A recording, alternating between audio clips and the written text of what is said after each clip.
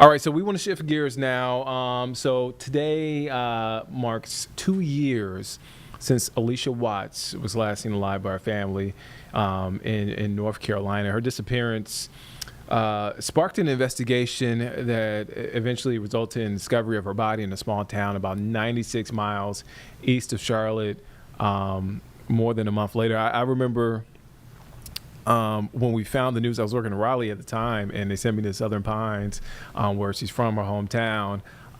It was just very eerie in her neighborhood because she was well loved in that community, very active in her community, Allisha Watts. So yeah, our Jesse Pierre is covering the story. I'm kind of reminiscing right now and rambling about it, but it's one of those stories that you don't forget at all. Yeah, no, that's very true. And just thinking of her, traveling to Charlotte to come see her boyfriend. They were supposed to go to a comedy show and then vanishes, right? And so you have family and friends worried. And, I remember us getting emails from folks saying like, hey, you guys need to look into this, that she hasn't come back or she didn't come to work and etc. And then 2 days later or a few days later, James Dunmore, he's the one who has been arrested and accused in her death and her murder. He was found unresponsive in her car. Yeah. And so that was odd, right? And then there was a couple of different twists and turns throughout this entire story. I know CMPD investigators also found like a shell casing outside of his home as well. And so they found her body, I think, a little more than a month later near a cemetery. I think it was in Montgomery County area. And the autopsy listed her death as undetermined, So just, again, as the family continues to fight for justice. Now, James Dunmore was arrested, so there's that. But then the case keeps being pushed back, and, they're just kind of waiting for, justice, right? And I spoke today to the family's pastor. He was a pastor to Allisha Watts, and I also briefly spoke to Allisha Watts' father, as well as a friend who helped in the search efforts. And for them, this is tough. It's 2 years that they're just kind of waiting to see what will happen. They don't want him to get off on any kind of ways. I know that his defense attorneys have filed some motions to get his the case dismissed and so forth, even though denied. These are just efforts that are closer to away from what they want. And at the end of the day, they want him fully prosecuted to the fullest extent of the law. And although these things don't bring Allisha Watts back, at least that gives them a step closer to healing, to closing this chapter. You know what I mean?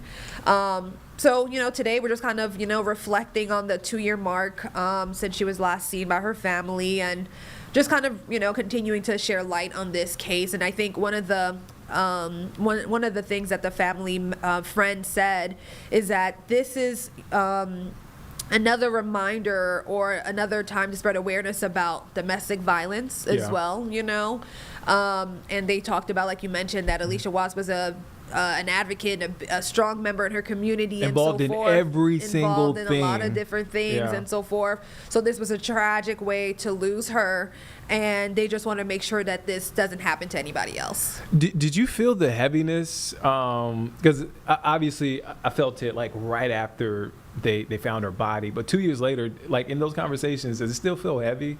Especially when I spoke to the pastor. He was my first interview today, and he says like it still feels fresh, like the way, and he was so like, you can feel the emotions in his voice, you know what I mean? And especially when you have a young woman who is, doing the right things, right? And then to be taken so tragically in such a violent way, and there's so many questions, right? Why did this happen? And so all of these things just kind of, prevent the family to really fully heal, And even I asked her father, what if he could face James Dunmore today, what would he ask him? He said the same thing. Why did you do this? She had a good life. She had good things going. Why would you do this to her?